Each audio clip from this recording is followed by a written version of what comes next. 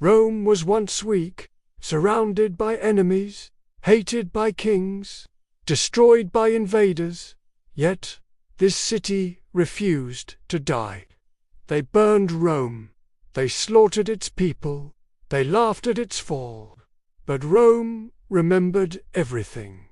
This is not the story of emperors, this is the story of survival. In the early Republic, Rome was only one city among many, in Italy threatened by Latins, Sabines, Etruscans, and mountain tribes.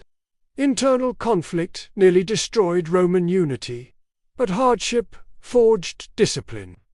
Rome learned one rule early: win alliances or crush resistance. This mindset would change history forever. Before Rome ruled the world, it was just a small city on 7 hills, fighting for its life. Imagine a place constantly on edge, where every sunrise could bring a new enemy to the gates. This wasn't the glorious empire we see in movies. This was early Rome, a gritty, determined city-state, surrounded by rivals who wanted it gone. To the north were the sophisticated Etruscans, a powerful civilization that once ruled Rome itself. To the south and east were other Latin tribes, sometimes allies, often rivals, always a threat. And in the rugged mountains, fierce tribes like the Samnites and the Volsci were ready to raid Roman lands at any moment. Internally, Rome was a mess. The society was split between the patricians, the wealthy, landowning, elite, the plebeians, the common folk who did most of the fighting but had few of the rights. This conflict, known as the conflict of the orders, nearly tore the city apart. Plebeians would literally walk out of the city, refusing to fight until the patricians gave them more political power. It was a high-stakes game of chicken that could have ended in civil war. But instead of breaking them, these struggles made them stronger. It taught them how to negotiate, how to compromise, and how to create a political system that, while far from perfect, was flexible enough to adapt and endure. The turning point came in 390 BC. A horde of Gallic warriors swept down from the north, smashed the Roman army, and sacked the city of Rome. They burned it to the ground. For the Romans, this was their 9/11, a catastrophic humiliation that was seared into their collective memory. They had to pay a massive ransom in gold just to get the Gauls to leave. The story goes that as the gold was being weighed, the Romans complained the weights were rigged. The Gallic chief, Brennus, threw his own sword onto the scale and declared, "Vi victis, woe to the conquered." That phrase echoed through Roman history for centuries. This disaster could have been the end. Many cities would have crumbled, their spirit broken. But not Rome. The sack of Rome lit a fire in their souls. They rebuilt their city, but this time with stronger walls. They reorganized their army, creating the flexible legion system that would conquer the world. And most importantly, they developed a new, ruthless foreign policy. They would never be the victims again. They decided they had to control their surroundings to ensure their own security. This wasn't about glorious conquest yet. It was about brutal, calculated survival. They began to systematically deal with their neighbors. With the Latin tribes, they forged a series of alliances, sometimes through diplomacy, often through force. They created the Latin League, a military confederation with Rome at its head. If you were with Rome, you shared in the spoils of war. If you were against Rome, you were crushed. They fought a series of brutal wars against the Samnites, tough mountain fighters who challenged Rome for control of central Italy. These wars were long and bloody, pushing the Roman military to its limits and forcing it to innovate. Through this constant, grinding warfare, Rome learned and adapted. They learned how to build roads to move their armies faster. They learned how to establish colonies in conquered territory to secure it. They learned how to turn defeated enemies into loyal allies, giving them a massive pool of manpower that no other city could match. This wasn't a grand plan for world domination. It was a step-by-step process, a relentless forward march driven by fear and ambition. Each victory just revealed a new threat on the horizon, pushing them to expand further. This relentless cycle of threat, conflict, and expansion turned a small, struggling city into the master of Italy. The lessons they learned in these early, desperate centuries forged the discipline, the resilience, and the ruthlessness that would eventually build an empire. The story of Rome's rise is not a story of destiny. It's a story of a city that refused to be a victim, and in its quest for security, ended up conquering the world. Have you ever wondered how Rome, a single city on the Tiber, became the master of an entire peninsula? It wasn't just about winning battles. It was about winning the peace that followed. This is the story of Rome's first great test, a conflict that would define its future and forge the very tools of its empire, the Latin Wars. For centuries, Rome was just one member, albeit the strongest, of a military alliance called the Latin League. Together, they had fought off mountain tribes and foreign invaders. They were brothers in arms, sharing culture, language, and gods. But, as Rome's power grew, so did its ambition. The relationship soured. The other Latin cities looked at Rome and no longer saw an equal partner. They saw a burgeoning tyrant. They sent an embassy to the Roman Senate with a simple yet explosive demand: true equality. They wanted one of the 2 Roman consuls and half of the Senate to be chosen from among the Latins. In essence, they wanted to merge into a single, unified state with Rome. But, as equals, Roman response was swift and furious. The story goes that the consul, Titus Manlius Torquatus, declared before the statue of Jupiter that if the Senate were to ever consider such a thing, he would personally come to the Senate House with his sword and strike down any Latin he saw. The message was clear. Rome demanded submission, not partnership. War was now inevitable. The Latin League, an alliance that had protected them all for so long, was now torn apart by civil war. The battlegrounds of central Italy became a brutal proving ground for the Roman military machine. These weren't clashes against disorganized tribes. This was a war against men who fought in the same way as the Romans, who used the same weapons, and who were just as brave. The Battle of Vesuvius was one of the earliest and most savage encounters. It's here we see the grim, unyielding discipline that set Rome apart. The Roman consul, Decius Mus, seeing his wing of the army faltering, performed a ritual called the Devotio. He dedicated himself and the enemy army to the gods of the underworld and charged headlong into the thickest of the fighting, sacrificing himself to turn the tide. His heroic death rallied the Romans, who fought with renewed fury and secured a bloody victory. This wasn't just about tactics. It was about a fanatical devotion to the Republic. Another famous story from this war illustrates this Roman ideal of discipline over all else. The son of the other consul, Titus Manlius, was commanding a reconnaissance patrol. Against his father's explicit orders not to engage the enemy, he was goaded into a one-on-one duel with a Latin champion. He won, proudly bringing the spoils back to camp. But instead of praise, he was met with a death sentence. His own father had him executed in front of the entire army for disobeying a direct command. The lesson was brutal but effective. The good of the state and the sanctity of discipline were more important than individual glory. or even a father's love for his son. This was the iron will that forged the Roman legions. Battle after battle, the Romans demonstrated their superiority. They systematically dismantled the Latin League, city by city. But it's just what they did after the fighting stopped that truly reveals the genius of Rome. They didn't simply punish everyone equally. They implemented a brilliant system of control that would become the blueprint for their entire empire. This was the birth of divide and rule. First, Rome dissolved the Latin League entirely.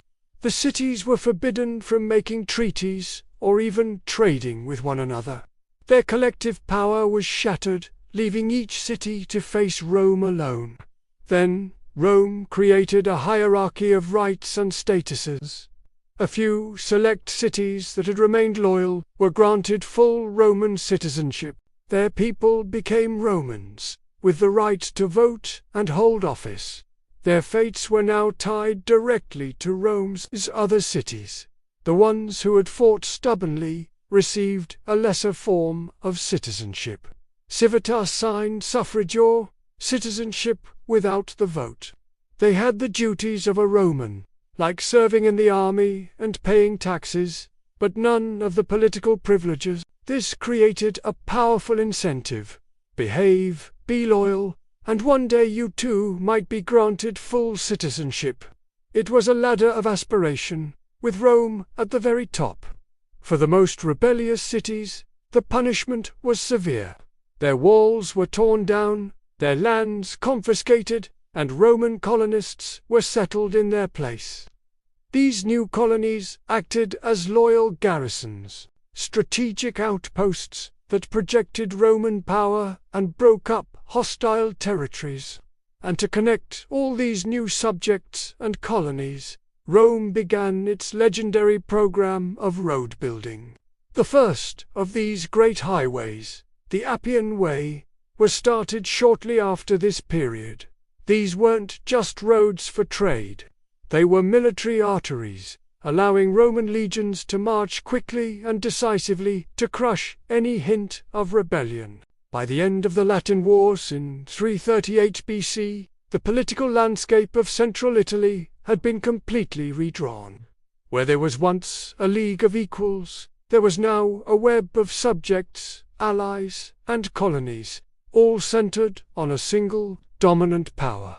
Rome. They had isolated their enemies, rewarded their friends, and created a system where everyone looked to Rome for their future. They didn't just rule with the sword, they ruled with law, with infrastructure, and with the powerful allure of Roman identity. This victory was a pivotal moment. It transformed Rome from a local power into the undisputed master of its region.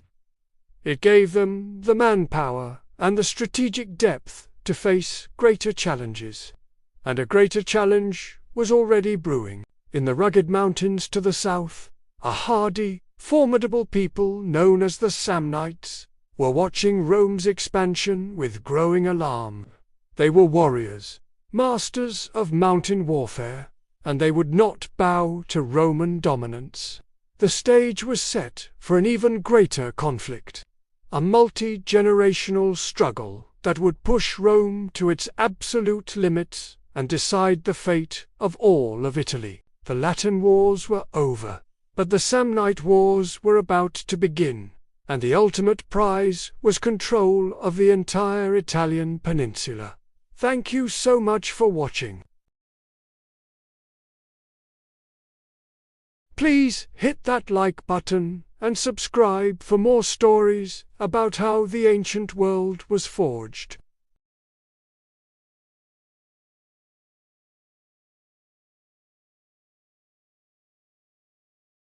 Imagine a Rome, not yet an empire, but a city, fighting for its very life. A Rome on the brink of collapse, facing an enemy that almost brought it to its knees. This isn't the story of Hannibal or Caesar. This is the story of the Samnite Wars. A brutal 50-year struggle that forged the Roman Republic in fire and blood. In the rugged highlands of central Italy lived the Samnites. These weren't city dwellers. They were warriors of the mountains, fierce, independent, and utterly relentless. They were everything the Romans of the plains were not. Their society was built around warfare, their soldiers hardened by the harsh landscape they called home. When these two rising powers collided, the result was one of the most savage and desperate conflicts in ancient history. The First Samnite War was short and deceptively simple. It started over control of the rich city of Capua in Campania.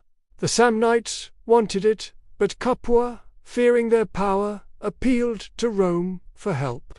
Rome, ever the opportunist, saw a chance to expand its influence southward. After a few sharp battles, a fragile peace was made. But this was just the opening act. The real storm was yet to come. Nobody knew it then, but this first clash had set the stage for a generational war that would decide the fate of Italy. A few years later, the fuse was lit again. Rome founded a colony, Fragile, on the banks of the Liris River, right in what the Samnites considered their sphere of influence. To the Samnites, this was an act of aggression, a Roman dagger pointed at their heartland. To the Romans, it was manifest destiny. War was inevitable. The Second Samnite War, the longest and most brutal of the three, had begun. Initially, Roman legions marched into Samnite territory with the confidence of a regional power. They expected a quick victory. They were wrong. The highlands were a death trap.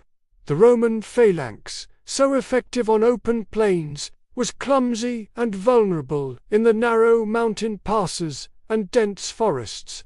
The Samnites, fighting on their home turf, were masters of guerrilla warfare. They would strike from the shadows, ambush Roman columns, and then melt back into the mountains. The war dragged on, year after bloody year. Then came the ultimate humiliation. In 321 BC, at a narrow mountain pass known as the Cadian Forks, an entire Roman army, led by both consuls, was tricked and trapped. Blocked in front and behind, with no hope of escape, they were completely at the mercy of the Samnite general Gavius. Pontius could have slaughtered them all. Instead, he chose to shame them. He forced the entire Roman army, consuls, officers, and legionaries to pass under the yoke. This meant stripping off their armor and weapons and walking, one by one, under a symbolic yoke made of spears. For a Roman soldier, for whom honor was everything, this was a fate worse than death. It was a scar on the Roman psyche, a national trauma that would be remembered for centuries. The news sent shockwaves through Rome. Their invincible legions had been utterly defeated and disgraced. The Republic was teetering. But this is where the story of Rome truly begins. Humiliation did not break them. It hardened them. Rome learned. Rome adapted. This crushing defeat sparked a military revolution. They abandoned the rigid Greek-style phalanx and developed the flexible maniple system. Legions were now made of smaller, more independent units that could maneuver easily on rough terrain. They could fight like a solid wall on the plains, or like scattered hunting packs in the mountains. They also realized that to conquer the highlands, they needed to control them. This led to one of Rome's greatest innovations, the military road.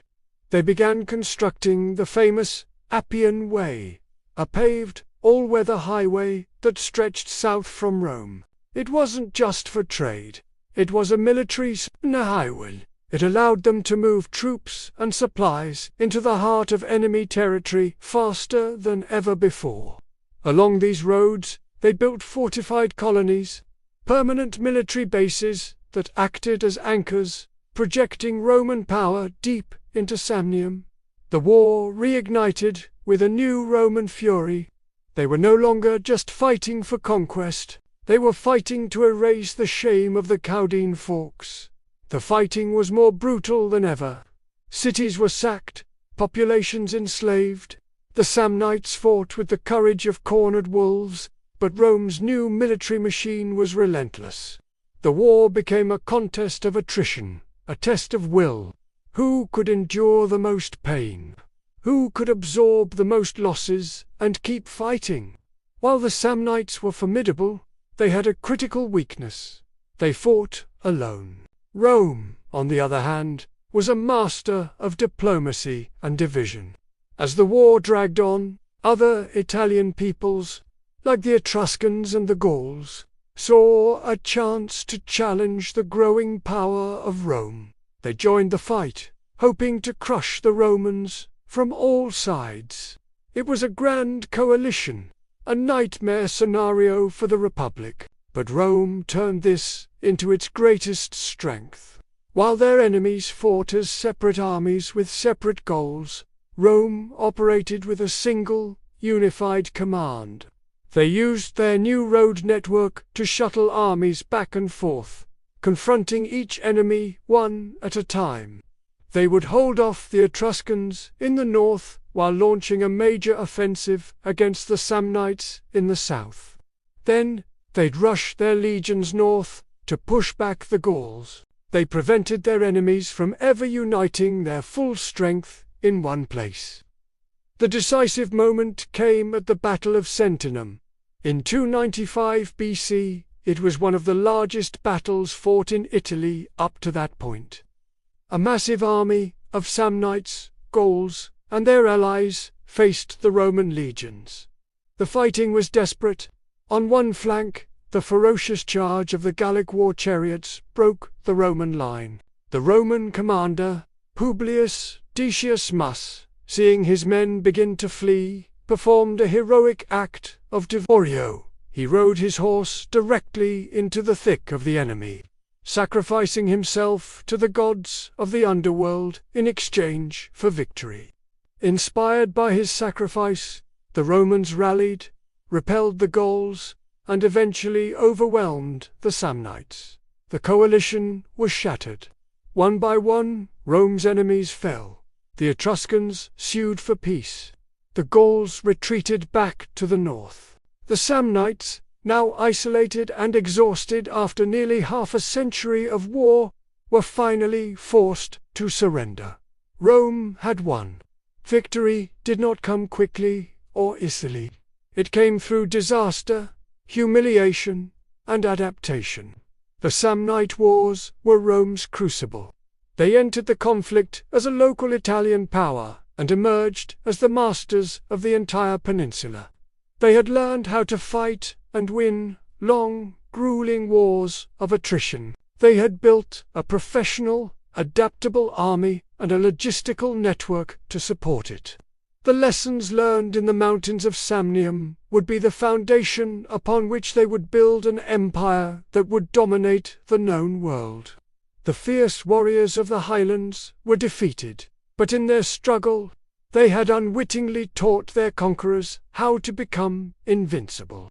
Thanks for watching. If you enjoyed this journey into Rome's past, don't forget to like, subscribe, and hit that notification bell for more stories from history.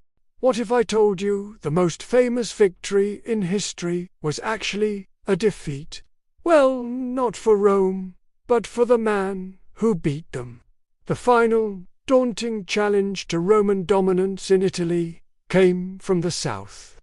The wealthy, powerful Greek cities there called upon a legendary commander for help, King Pyrrhus of Epirus, a cousin of Alexander the Great. He was a military genius, bringing with him war elephants and a professional army, things the Romans had never faced before. In 280 BC, Pyrrhus landed in Italy, and at the Battle of Heraclea, he crushed the Roman legions. The next year, at Asculum, he did it again. He was winning. He was beating the unbeatable Romans on the battlefield. But after that second victory, as he looked out over the fields littered with his best soldiers, his elite guards, and his most trusted officers, Pyrrhus famously said, "One more such victory, and we are lost." He understood something fundamental about his enemy. His victories were costing him everything. This is the moment that defines early Rome. Pyrrhus could win the battles, but he couldn't afford the losses. His was an expeditionary army far from home.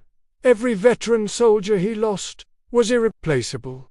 Rome, on the other hand, was fighting on home turf. For every soldier they lost, they could call up 2 more from their vast network of allies and citizens. Their manpower seemed limitless, an unending river of men willing to fight and die for the Republic. Rome had a secret weapon that no foreign king could match: resilience. Pyrrhus was bleeding out, victory by victory. He tried to negotiate. He offered generous terms. The Romans, even after 2 major defeats, refused. Their policy was simple: no negotiation with an enemy on Italian soil, total victory or total defeat. There was no middle ground. Frustrated, Pyrrhus took his army to Sicily for a few years, but eventually returned to Italy for one last roll of the dice. In 275 BC, at the Battle of Beneventum, the final clash happened. This time, the Romans had learned. They had developed tactics to counter the elephants, using javelins to spook them and drive them back into their own lines. The battle was indecisive, but for Pyrrhus, a draw was a loss. His army was shattered, his treasury was empty, and his spirit was broken. He abandoned his Italian campaign and sailed back to Greece, leaving the Greek cities of Italy to their fate. He had defeated Rome in battle, but Rome had won the war. With Pyrrhus gone, the last resistance crumbled. By 269 BC, from the northern plains down to the very toe of the boot, every tribe, every city, every power in Italy had bent the knee. For the first time in its long and fractured history, the entire Italian peninsula was united under a single rule: the rule of Rome. But this wasn't a conquest in the way we might think. The Romans didn't just enslave everyone. They created something new, something that would become the backbone of their future empire. They established a system of controlled alliances. Conquered peoples became partners, junior partners, but partners nonetheless. They retained local governments, but had to provide soldiers for Rome's armies and follow Rome's foreign policy.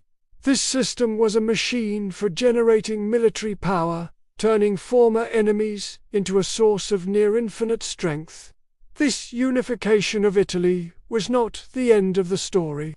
It was the end of the beginning. Rome was no longer just a city-state. It was now a continental power, the undisputed master of Italy. With this secure home base and its powerful system for raising armies, Rome began to look outward, beyond its shores.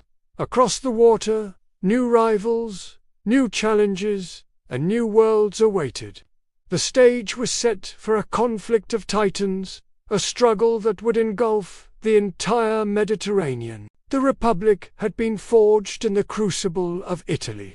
Now, the empire was about to be born. If you love real history, real wars, and real empires, then make sure you subscribe to the channel and hit that notification bell. We're telling the complete story of Rome, from its mythical origins to the fall of the empire, and you don't want to miss what comes next. Because this story is far from over. In our next episode, Rome's gaze turns to the sea, where an old Phoenician power controls the waves and the wealth of the Western Mediterranean. The greatest conflict of the ancient world is about to begin. Thank you for watching, and we'll see you in the next chapter of Rome's epic history.